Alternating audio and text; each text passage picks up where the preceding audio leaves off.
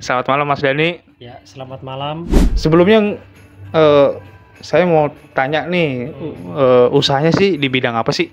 Di bidang fabrikasi alat berat, manufaktur, pembuatan bucket, repairing, serta machining.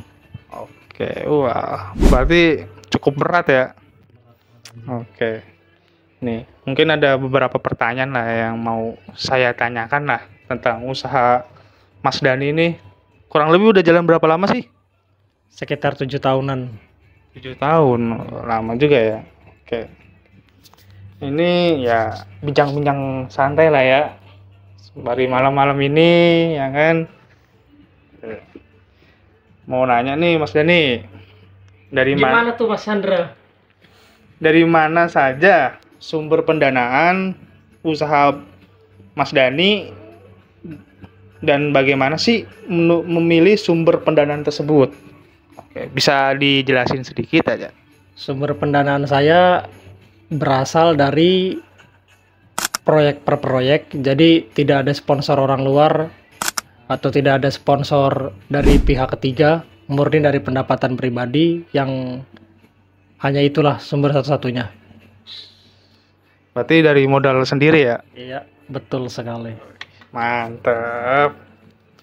Terus cara memilih sumber pendanaan itu gimana sih? Kayak apa?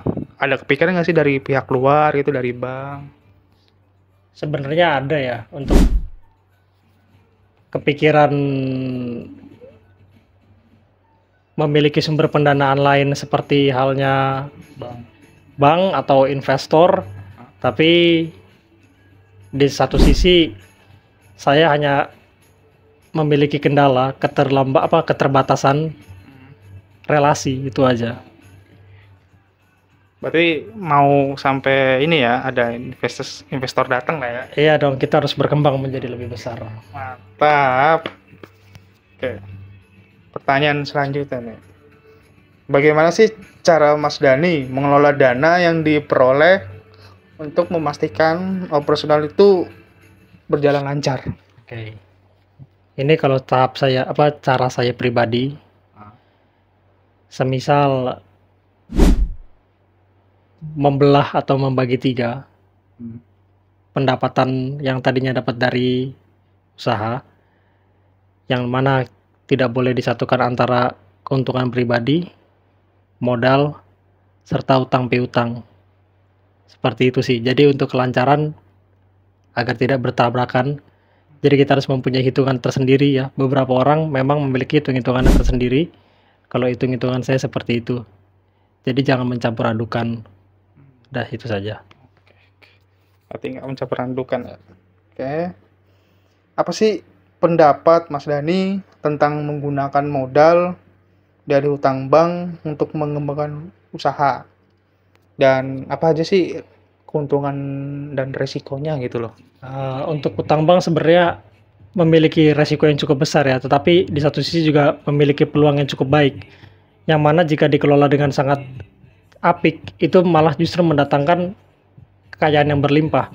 Contoh, jika kita mengetahui satu sektor atau satu bidang yang dimana itu bidangnya kita tekuni, sepertinya itu menjadi hal yang tidak terlalu berbahaya karena kita benar-benar mengetahui bidang tersebut. Yang pasti yang harus dijaga adalah bagaimana caranya kita memperhitungkan agar uang yang kita pinjam dari bank mampu kita balikan dalam jangka waktu yang sudah sesuai, seperti itu, agar tidak meleset. Sepertinya kita memiliki hitungan masing-masing ya. Ya seperti itu aja. Bagaimana sih mengelola modal tetap dalam bisnis Mas Dani untuk memastikan semuanya tuh efisiensi dalam produktivitasnya, dalam usahanya gitu loh? Untuk efisiensi kita mungkin harus mempertimbangkan beberapa faktor. Contohnya mungkin supplier, terus tentang ketenaga kerjaan, yang mana jika tidak efisien itu akan sangat menghambur-hamburkan duit sekali ya. Yang mana supplier untuk di bidang saya besi itu sepertinya seringkali naik turun, dan sedangkan untuk beberapa ketenaga kerjaan memang kita harus cukup efektif untuk mengatur keuangan tersebut, karena bagaimanapun juga jika ada yang miss salah satu itu akan mempengaruhi keuangan kita pribadi, ya keuangan perusahaan atau keuangan usaha lainnya. Siap.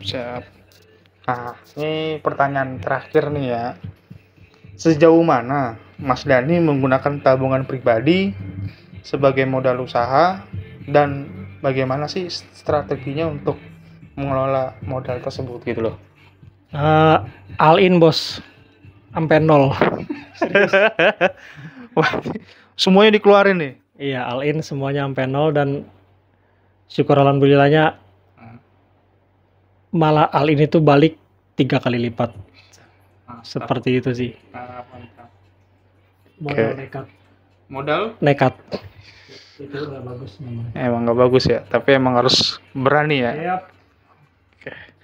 Mungkin cukuplah beberapa pertanyaan ini yang mau saya gali dalam kewirausahaan.